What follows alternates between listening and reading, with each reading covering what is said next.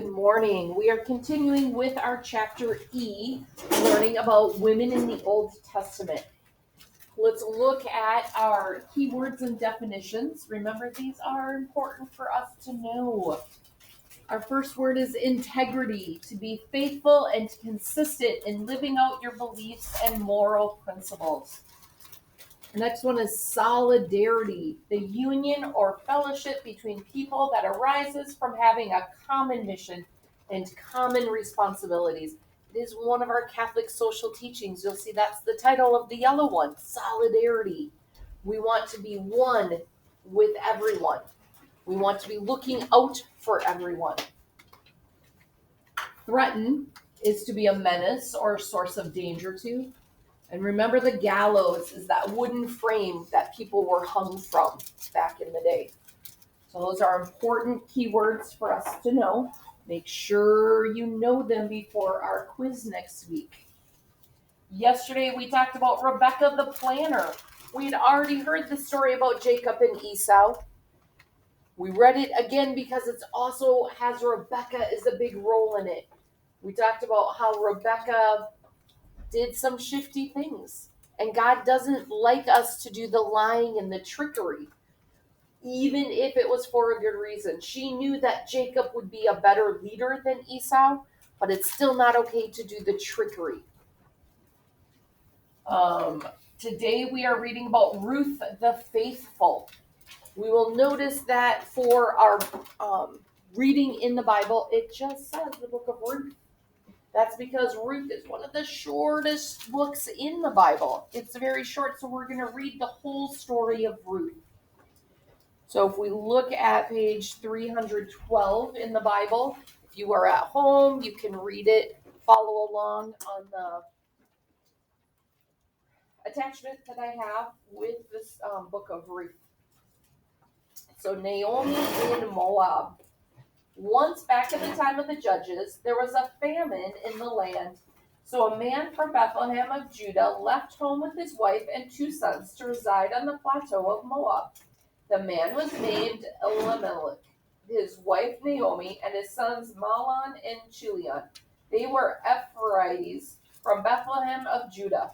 Sometime after their arrival on the plateau of Moab, Elimelech, the husband of Naomi, died, and she was left with her 2 sons.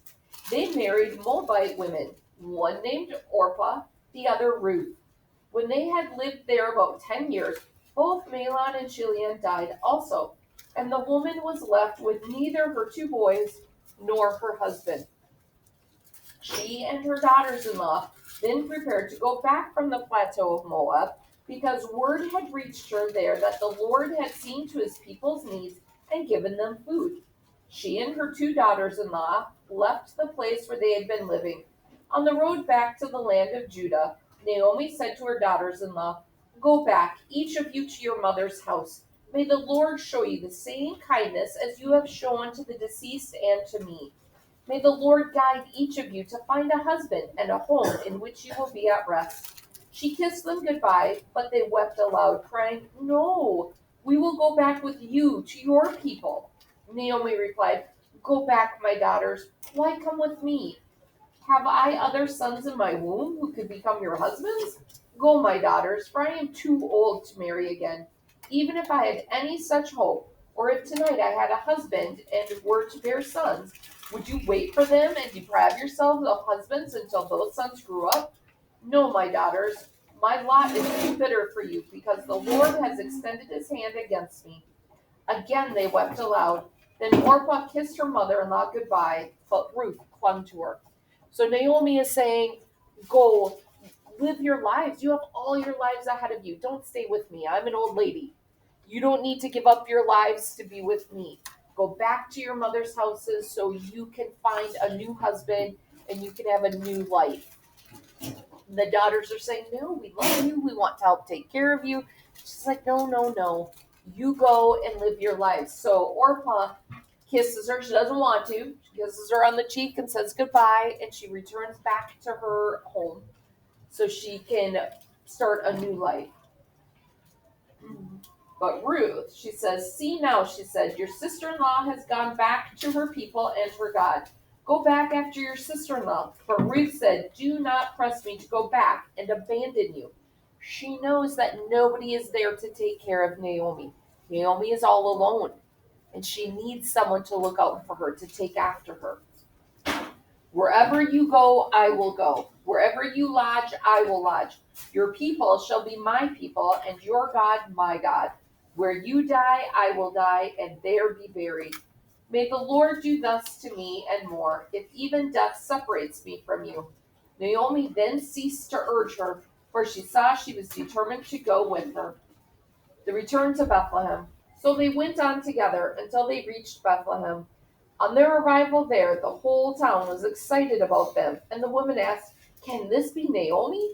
But she said to them, do not call me Naomi, which means sweet. Call me Mara, which means bitter. For the Almighty has made my life very bitter. I went away full, but the Lord has brought me back empty. Why should you call me sweet, since the Lord has brought me to trial, and the Almighty has pronounced evil sentence on me? Thus it was that Naomi came back with her Moabite daughter-in-law Ruth, who accompanied her back from the plateau of Moab. They arrived in Bethlehem at the beginning of the barley harvest. So Naomi is saying, don't call me the sweet one. It's all bitter for me. I've lost my husband. I've lost my sons. I'm kind of in a bad place right now. The meeting.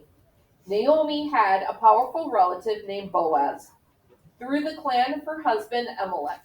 Ruth the Moabite said to Naomi, I would like to go and glean grain in the field of anyone who will allow me. Naomi said to her, go ahead, my daughter. So she went. The field she entered to glean after the harvesters happened to be the section belonging to Boaz, of the clan of Elimelech. Soon along came Boaz from Bethlehem and said to the harvesters, the Lord be with you. And they replied, the Lord bless you. Boaz asked the young man overseeing his harvesters, whose young woman is this? The young man overseeing the harvesters answered, she is the young Moabite who came back with Naomi from the plateau of Moab. She said, I would like to gather the gleanings into sheaves after the harvesters. Ever since she came this morning, she has remained here until now with scarcely a moment's rest. Boaz then spoke to Ruth, listen, my daughter, do not go to glean in anyone else's field. You are not to leave here. Stay here with my young women. Watch to see which field is to be harvested, and follow them. Have I not commanded the young men to do you no harm? When you are thirsty, go and drink from the vessels the young people have filled. Casting herself prostrate upon the ground, she said to him, why should I, a foreigner, be favored with your attention? So Boaz is saying, I'm going to take care of you. You don't need to go around to all the fields trying to pick up the leftovers. You stay here. We will take care of you. You can have our grain. You can have our water. Boaz answered her, I have had a complete account of what you have done for your mother-in-law after your husband's death. You have left your father and your mother in the land of your birth and come to a people whom previously you did not know. May the Lord reward what you have done. May you receive a full reward from the Lord, the God of Israel, under whose wings you have come for refuge. She said, may I prove worthy of your favor, my Lord. You have comforted me. You have spoken to the heart of your servant, and I am not even one of your servants. At mealtime, Boaz said to her, come here and have something to eat. Dip your bread in the sauce. Then as she sat near the harvesters, he handed her some roasted grain, and she ate her fill and had some left over. As she rose to glean, Boaz instructed his young people, let her glean among the sheaves themselves without scolding her, and even drop some handfuls and leave them for her to glean. Do not rebuke her. He knows she gave up her life to take care of Naomi.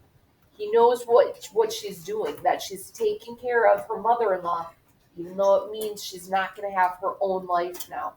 So he's taking care of her. He's saying, wow, that is really amazing for you to give so much of yourself. I'm going to reward you for that. She gleaned in the field until evening, and when she beat out what she had gleaned, it came to about an ephah of barley, which she took into the town and showed to her mother-in-law. Next, she brought out what she had left over from the meal and gave it to her. So her mother-in-law said to her, when did you glean today? Or where did you glean today? Where did you go to work? May the one who took notice of you be blessed. Then she told her mother-in-law with whom she had worked. The man at whose place I work today is named Boaz, she said. May he be blessed by the Lord, who never fails to show kindness to the living and to the dead. Naomi exclaimed to her daughter-in-law. She continued, This man is a near relative of ours, one of our redeemers. He even told me, added Ruth the Moabite, stay with my young people until they complete my entire harvest. You would do well, my daughter, Naomi rejoined, to work with his young women. In someone else's field, you might be insulted. So she stayed gleaning with Boaz's young women until the end of the barley and wheat harvest. When Ruth was back with her mother-in-law, Naomi said to her, My daughter, should I not be seeking a pleasing home for you? Now, is not Boaz, whose young women you were working with, a relative of ours? This very night he will be winnowing barley at the threshing floor. Now, go bathe and anoint yourself, then put on your best attire and go down to the threshing floor. Do not make yourself known to the man before he has finished eating and drinking. But when he lies down, take note of the place where he lies. Then go uncover a place at his feet, and you lie down. He will then tell you what to do. I will do whatever you say, Ruth replied. She went down to the threshing floor and did just as her mother-in-law had instructed her. Boaz ate and drank to the heart's content, and she went to lie down at the edge of the pile of grain. She crept up, uncovered a place at his feet, and lay down. Midway through the night, the man gave a start and groped about, only to find a woman lying at his feet. Who are you? He asked. She replied, I am your servant Ruth. Spread the wing of your cloak over your servant, for you are a redeemer. He said, May the Lord bless you, my daughter. You have been even more loyal now than before in not going after the young men, whether poor or rich. Now rest assured, my daughter, I will do for you whatever you say. All my townspeople know you to be a worthy woman. Now, I am in fact a redeemer, but there is another redeemer closer than I. Stay where you are for tonight, and tomorrow, if you will act as redeemer for you, good. But if you will not, as the Lord lives, I will do it myself. Lie there until morning. So he's saying there's somebody else who's younger and who might want to be your redeemer, to make you his wife. But if he doesn't, I'm here for you. I will take care of you. I will look out for you. So she lay at his feet until morning, but rose before anyone could recognize another, for Boaz had said, Let it not be known that this woman came to the threshing floor. Then he said to her, Take off the shawl you are wearing, hold it firmly. When she did so, he poured out 6 measures of barley and helped her lift the bundle. Then he himself left for town. She, meanwhile, went home to her mother-in-law, who asked, How did things go, my daughter? So she told her all the man had done for her, and concluded, He gave me these 6 measures of barley and said, Do not go back to your mother-in-law empty. Naomi then said, Wait here, my daughter, until you learn what happens, for the man will not rest, but will settle the matter today. Boaz went to the gate and took a seat there. Along came the other redeemer of whom he had spoken. Boaz called to him by name, Come, sit here, and he did so. Then Boaz picked out 10 of the elders of the town and asked them to sit nearby. When they had done this, he said to the other redeemer, Naomi, who has come back from the plateau of Moab, is putting up for sale the piece of land that belonged to our kinsman Elimelech. So I thought I would inform you. Before those here present, including the elders of my people, purchase the field, act as redeemer. But if you do not want to do it, tell me so, that I may know, for no one has a right of the redemption prior to yours, and mine is next. He answered, I will act as redeemer. I will take care of Ruth. I will take care of Naomi. So before you buy that land, know that I will do it. I will be the one to take care of them. Boaz continued, When you acquire the field from Naomi, you also acquire responsibility for Ruth the Moabite, the widow of the late heir, to raise up a family for the deceased on his estate. The Redeemer replied, I cannot exercise my right of redemption, for that would endanger my own estate. You do it in my place, for I cannot. For it used to be the custom in Israel that to make a binding contract of redemption or exchange, one party would take off a sandal and give it to the other. This was the form of attestation in Israel. So the other redeemer, in saying to Boaz, Acquire it for yourself, drew off his sandal. Boaz then said to the elders and to all the people, "You are witnesses today that I have acquired from Naomi all the holdings of Elimelech, Chilion, and Mahlon. I also acquire Ruth the Moabite, the widow of Mahlon, as my wife, in order to raise up a family for her late husband on his estate, so that the name of the deceased may not perish from his people and his place. Do you witness this today?" All those at the gate, including the elders, said, "We do. May the Lord make this woman come into your house like Rachel and Leah, who between them built up the house of Israel.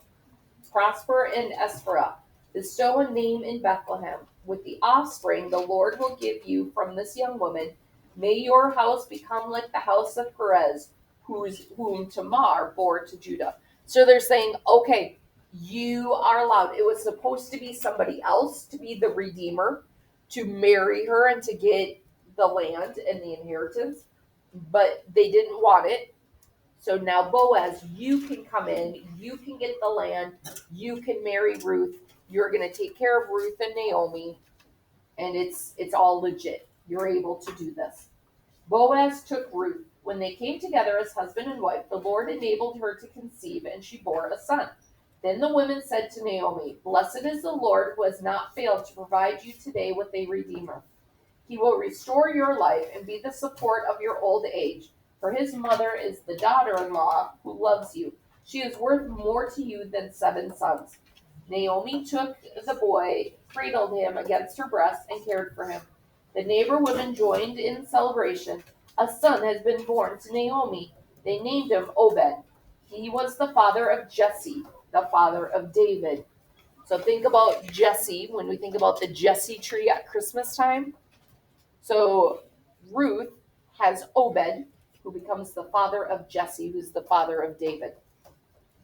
There are the descendants of Perez. Perez was the father of Hezron.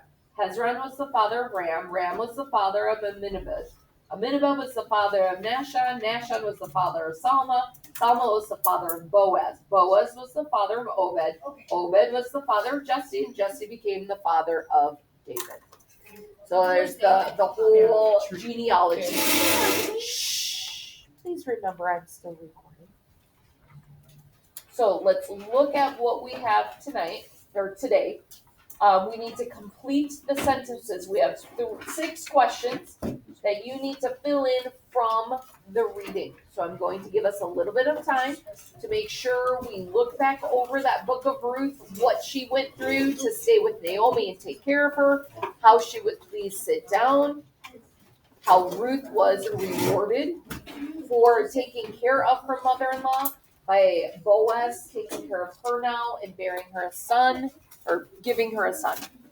For my friends at home, we hope you are well, and we hope to see you soon.